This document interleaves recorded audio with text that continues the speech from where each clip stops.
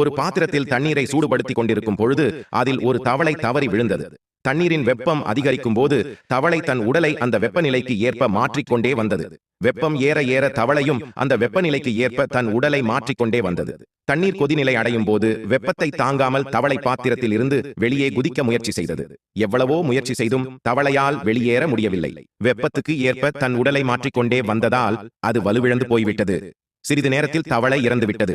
நிறைய பேர் கொதிக்கும் நீர்தான் அந்த தவளை கொன்றது அப்படின்னு சொல்லுவாங்க. ஆனால் உண்மை என்னவென்றால், எப்போது தப்பித்து வெளியேற வேண்டும் என்று சரியாக முடிவு எடுக்காத அந்த தவளையின் இயலாமைதான் அதை கொன்றது. ஆம் நண்பர்களே, நாமும் அப்படித்தான் எல்லோரிடமும் சூழ்நிலைக்கு ஏற்ப அனுசரித்து போகிறோம். ஆனால் நாம் எப்போது அனுசரித்து போக வேண்டும், எப்போது எதிர்கொள்ள வேண்டும் என்பதே தெரிந்து வைத்திருக்க வேண்டும். மன ரீதியாக, உடல் ரீதியாக, பண ரீதியாக மற்றவர்கள் நம்மை நசுக்க ஆரம்பிக்கும் போது நாம் சுதாரிக்காமல் போனால் மீண்டும் அதையே தொடர்ச்சியாக செய்ய ஆரம்பிப்பார்கள். உடலில் வலிமை இருக்கும் போதே அவர்களிடமிருந்து தப்பித்து விடுதல் நன்று.